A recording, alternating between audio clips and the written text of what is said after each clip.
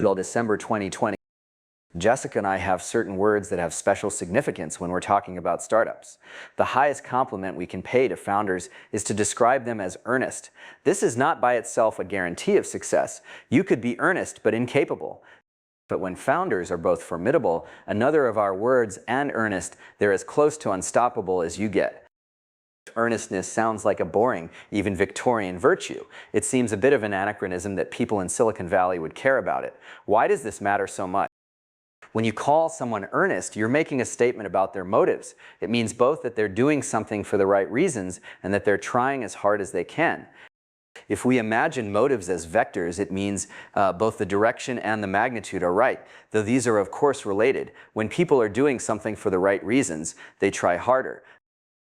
The reason motives matter so much in Silicon Valley is that so many people there have the wrong ones. Starting a successful startup makes you rich and famous, so a lot of the people trying to start them are doing it for those reasons. Instead of what?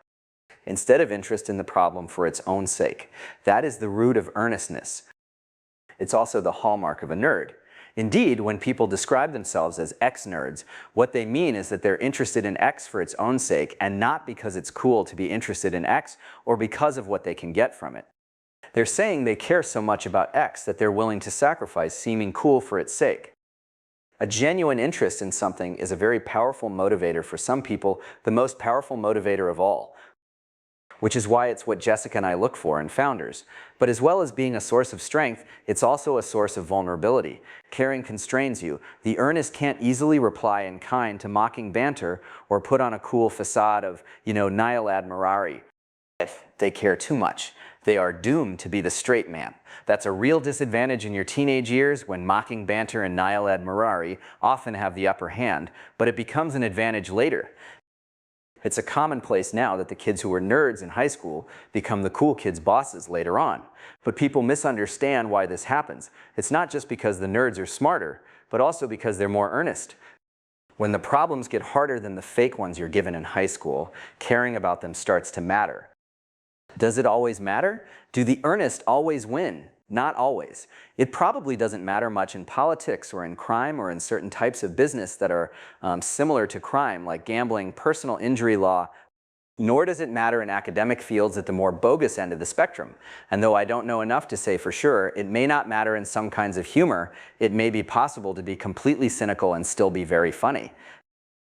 Looking at the list of fields I mentioned, there's an obvious pattern. Except possibly for humor, these are all types of work I'd avoid like the plague. So that could be a useful heuristic for deciding which fields to work in. How much does earnestness matter?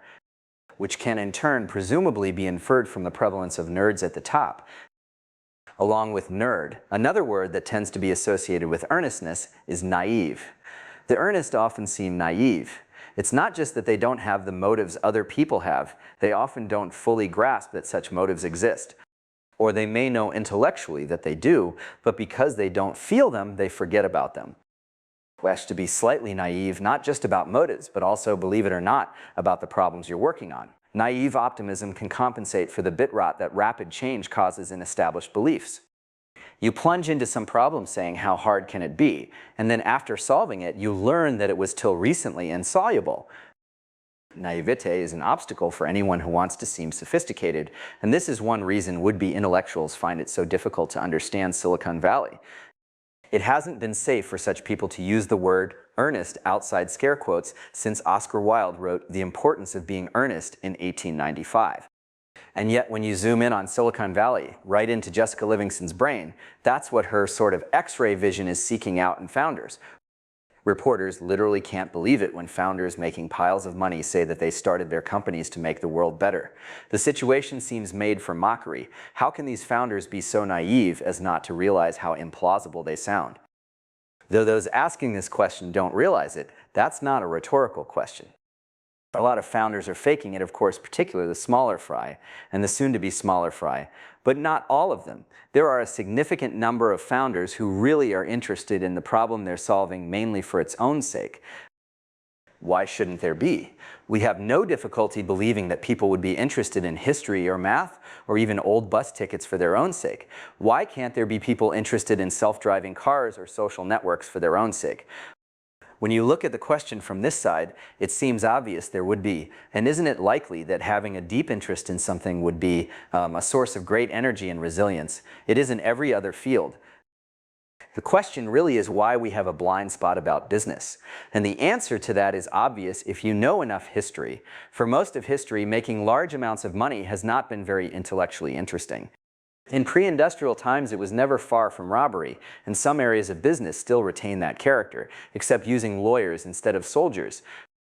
But there are other areas of business where the work is genuinely interesting. Henry Ford got to spend much of his time working on interesting technical problems, and for the last several decades, the trend in that direction has been accelerating.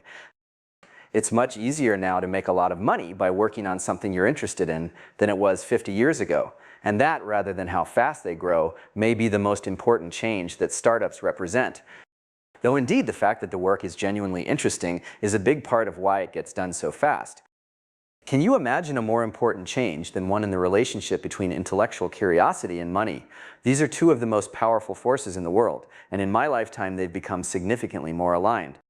How could you not be fascinated to watch something like this happening in real time? I meant this essay to be about earnestness generally, and now I've gone and talked about startups again, but I suppose at least it serves as an example of an ex-nerd in the wild.